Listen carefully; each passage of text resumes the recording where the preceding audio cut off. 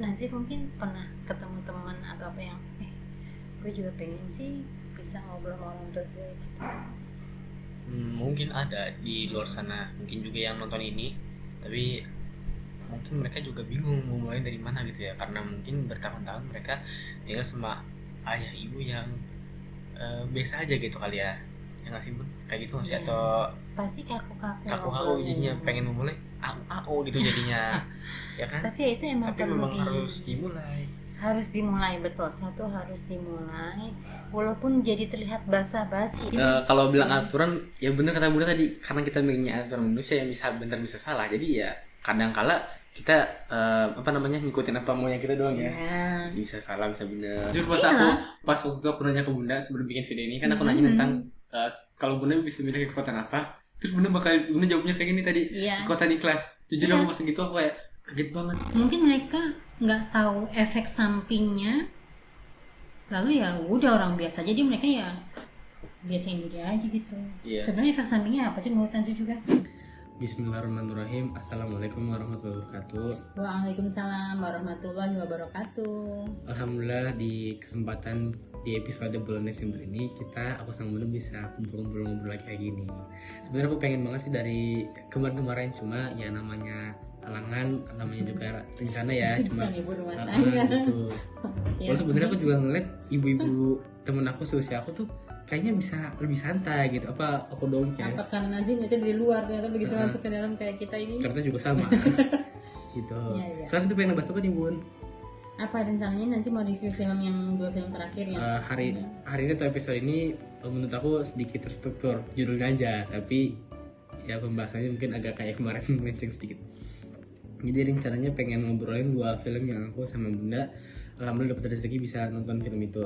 Pertama ada film Bolehkah Sekali Saja Aku Menangis, dan yang kedua film yang baru banget kemarin tanggal Bila Ibu Telah Tiada. Kita mungkin ngobrolin dari film yang kita udah tonton duluan ya, Bolehkah Sekali Saja Aku Menangis. Capek pura-pura bahagia, capek pura-pura kalau keluarga ini baik-baik aja.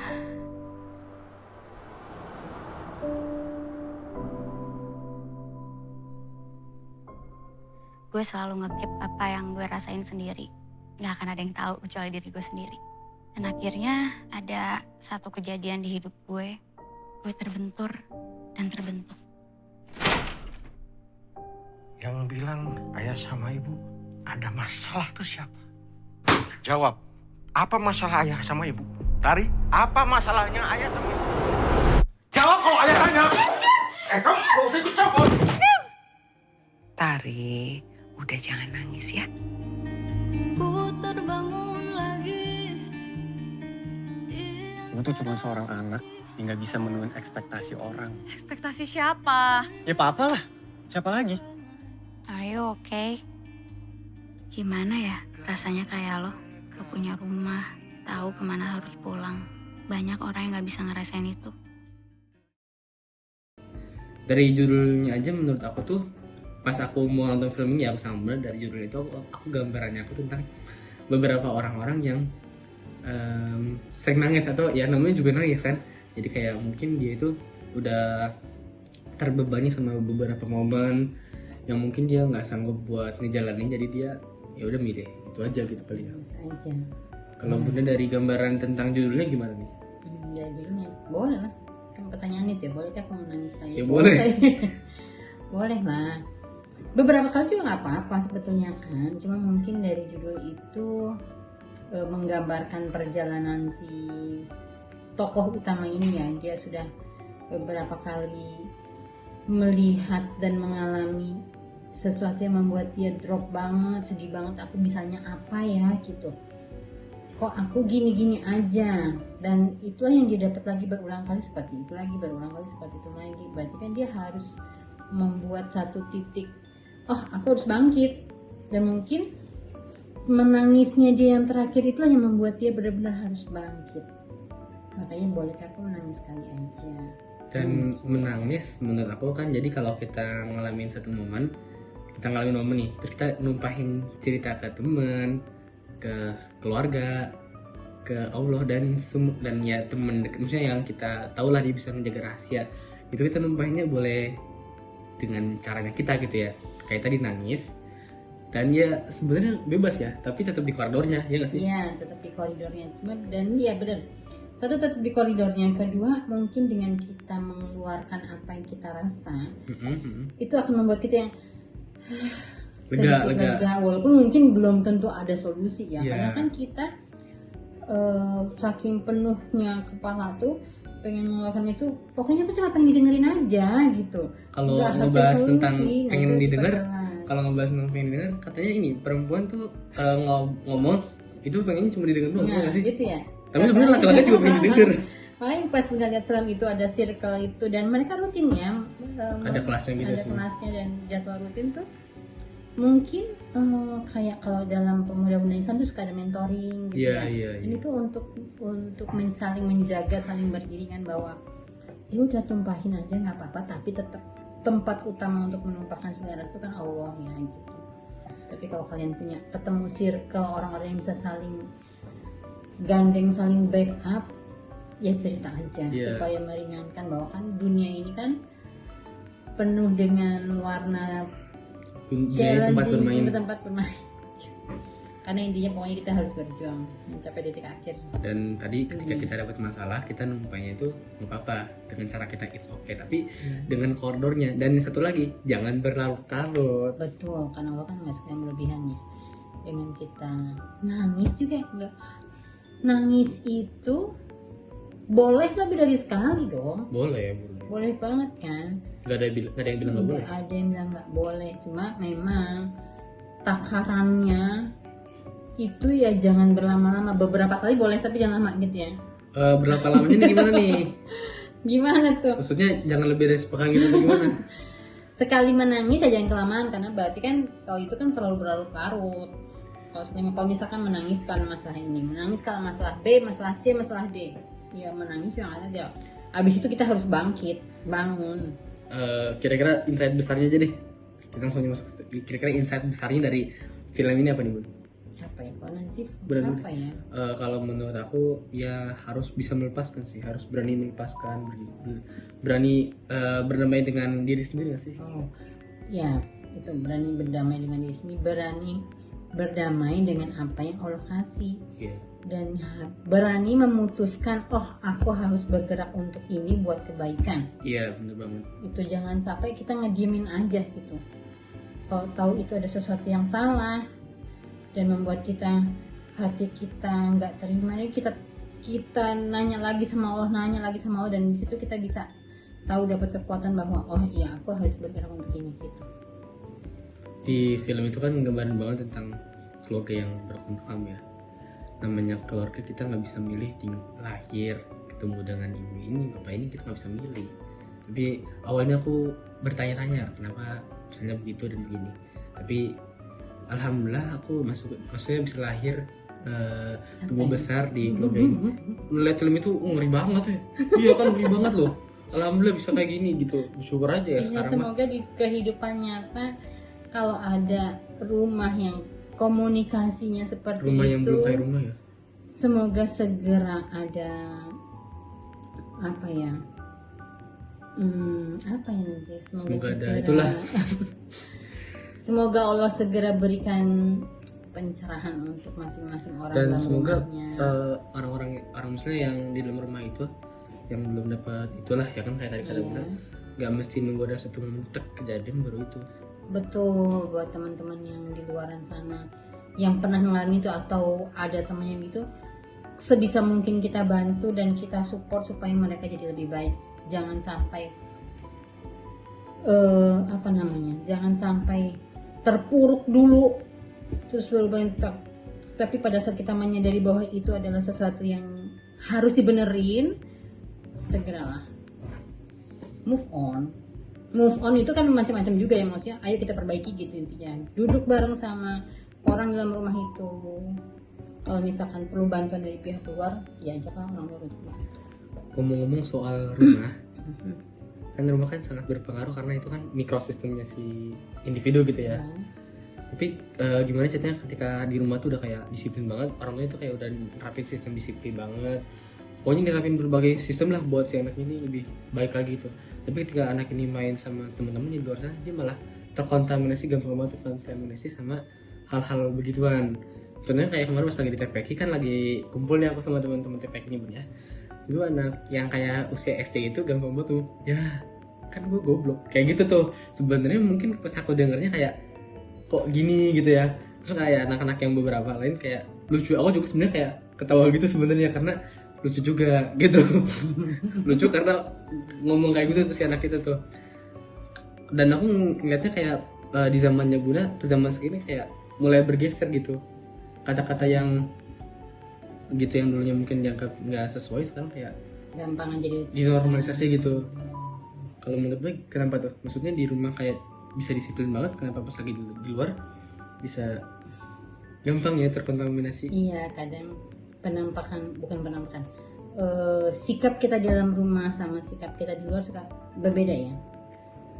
Tandanya yang sebenar-benarnya diri kita itu adalah yang di dalam rumah apa yang di luar, jadi Kayak punya dua. iya. Nah itu ada topik menarik sih.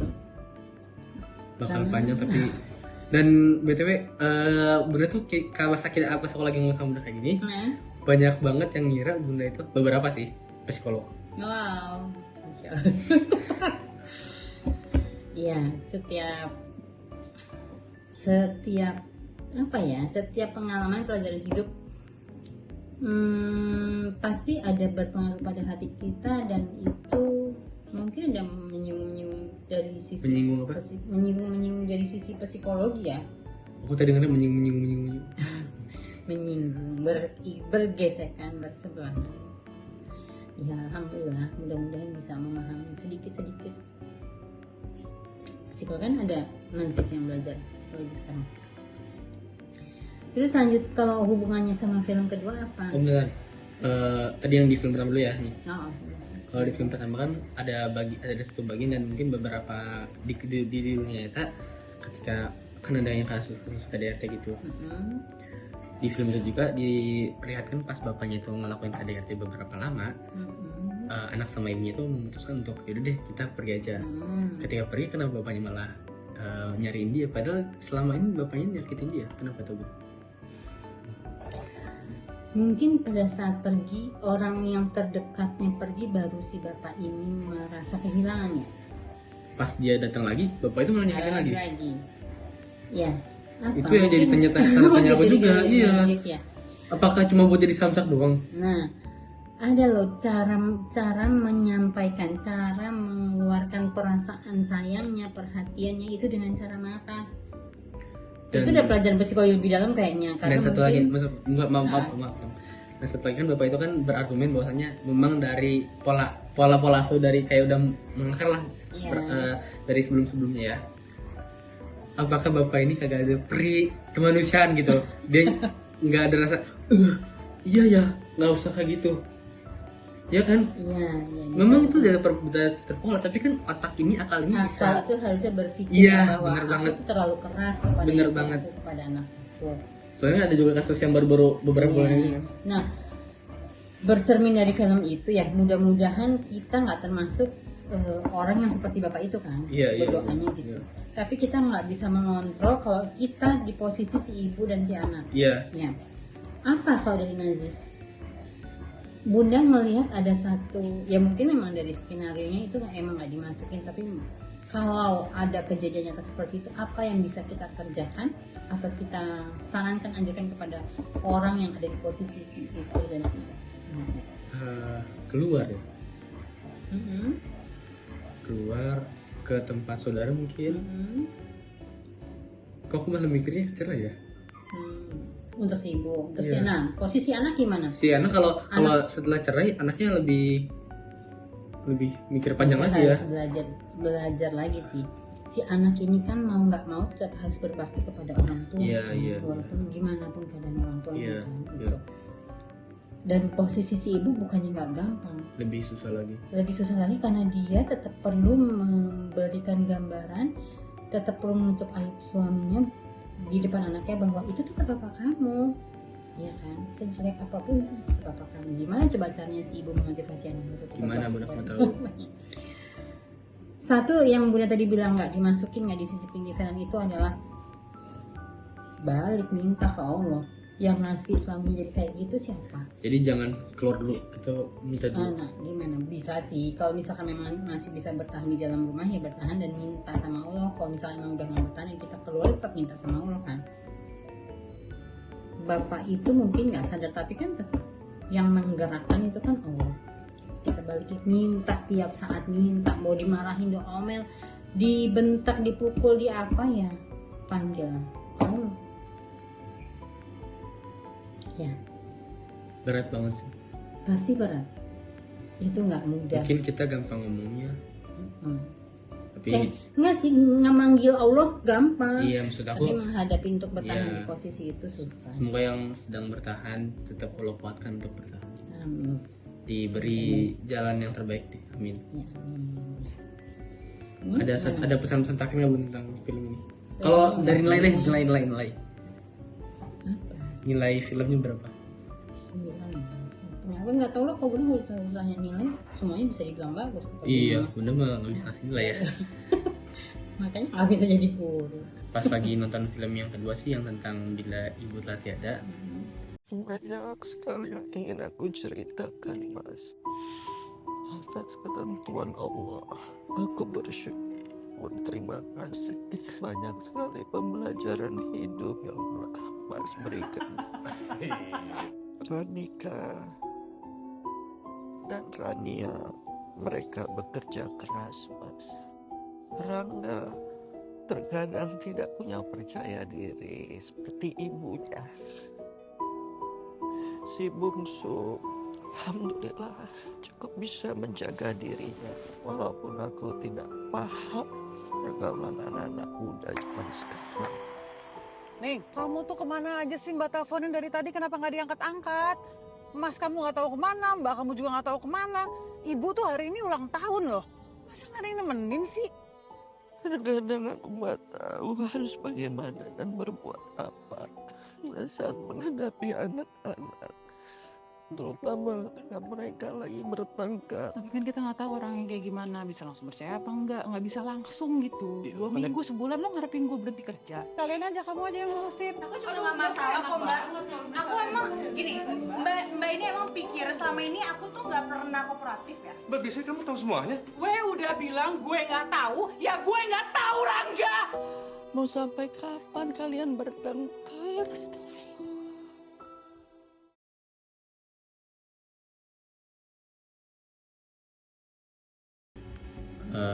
Sejujurnya aku juga waktu itu sama Bunda bingung mau nonton apa, sampai akhirnya ya udah deh beli film ini aja gitu.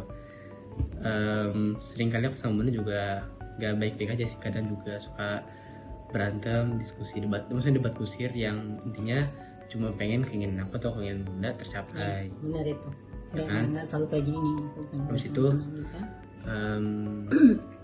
kadang setelah debat baru ngerti sih, ntar ada satu momen yang selamanya aku sama Bunda atau siapa duluan gitu ya. Tapi di dua film itu punya kesamaan yang sangat mirip, bahwa si anak itu nyaman dan akrab dan Sama berusaha mempertahankan ibunya keluarga. ada. Iya. Gue sangat berpengaruh ya. Iya. Ya, itu sebenarnya bukan seorang ayah nggak berpengaruh sih. Kenapa ibu sangat berpengaruh? Apakah karena dari Ya kali. lahir? Iya, lebih terkontak lama dong si anak sama si ibu, di perutnya ibu aja 9 bulan. Ya kan, lebih deket kan. Baru ayah. Nah, disuruh sama aku juga 3 kali. Dari film yang kedua, dari Bunda dulu deh. Dari Bunda dulu. Film yang kedua,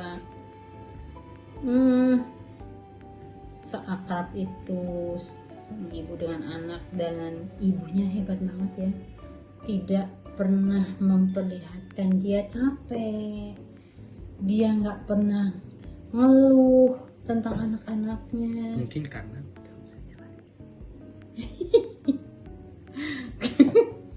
Iya, so nih kan kalau bentar lanjut itu. Ada yang deg-degan. Ya itu nih, kalau Bunda bilang soalnya ibu itu bagus banget kayak bisa nampakin rasa kayak tadi. Soalnya kalau Bunda bilang kayak gitu, Bunda sendiri bisa menampakkan kayak gitu. Apakah bisa menampakkan, oh Bunda capek? Iya kan, Bunda bisa makanya menampakkan. Bunda bisa menampakkan, ibu itu kan tidak menampakkan sama Ya, sekali. aku juga bingung kenapa Itu kenapa sama. di film itu ibu itu nggak bisa menampakkan itu, dan dia lebih memilih untuk gak ngomong sama anak-anaknya ketika anak-anaknya lagi ribut.